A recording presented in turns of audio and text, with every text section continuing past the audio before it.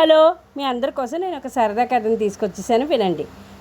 అంజి అనే కోతి కొత్తగా మూలికలతో ఔషధాలు తయారు చేసి అడవిలో అమ్మడం మొదలుపెట్టింది. అది కొంతకాలం పక్క అడవిలో ఉండే తన మిత్రుడు మారుతి అనే కోతి దగ్గర మూలికలతో ఔషధాలు తయారు చేయడం నేర్చుకుంది.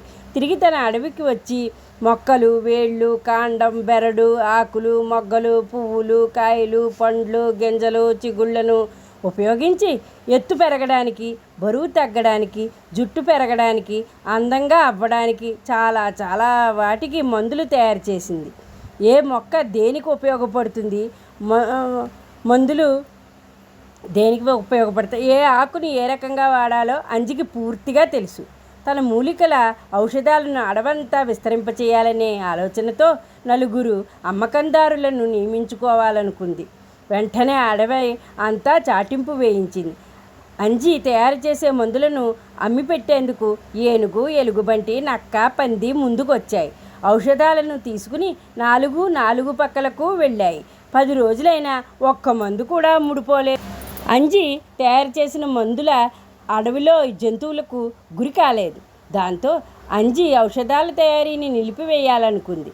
విషయం తెలుసుకున్న మారుతి అంజిని కలిసి, మిత్రమా, నీకు ఔషధాల తయారీలో మంచి నైపుణ్యం ఉంది, లోపం ఎక్కడుందో రేపు కనిపెడతాను అంటూ ధైర్యం చెప్పింది.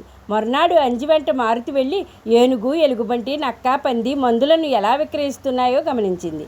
అవి అడవిలో పెద్దగా అరుస్తూ ఔషధాలు కొనుక్కోమని వాటి గుణాలను వివరిస్తూ ఉన్నాయి. ఆ అరుపులను విని జంతువులు, పక్షులు వస్తున్నాయి. ఏనుగు, ఎలుగుబంటి, నక్క, పందిని వాటి చేతుల్లో ఉన్న మందులను చూచి వెళ్ళిపోతున్నాయి, కానీ కొనటం లేదు. లోపం ఎక్కడుందో మారుతికి తెలిసింది. కాసేపు అలాగే పరిశీలించి అంజి, మారుతి 2 ఇంటికి బయలుదేరాయి. దారిలో, మిత్రమా, నువ్వు చేసిన మందులు సరైనవే అంది మారుతి. మరి అమ్మకందారుల్లో లోపమా అని అడిగింది అంజి. పాపం, నిజానికి అవి ఎండలో పెద్దగా అరుస్తూ కష్టపడుతున్నాయి, వాటి శ్రమలోనూ ఎలాంటి లోపం లేదు అంది మారుతి. మరి కారణం ఏంటి అని అడిగింది అంజి. సరైన ఔషధాన్ని సరైన అమ్మకందారుడు అమ్మటం లేదు అంది మారుతి. మిత్రమా, మొదట మన మీద నమ్మకం కుదిరితేనే మనం ఎదుటివారి నమ్మించగలం. ఒంటి నిండా జుట్టు ఉండే ఎలుగుబంటి జుట్టు పెరుగుదలకి ఔషధాన్ని అమ్మితే ఎలా ఆకర్షితులవుతారో, సన్నబడ్డం గురించి ఏనుగు మాట్లాడితే అలాగే పారిపోతారు అంది మారుతి.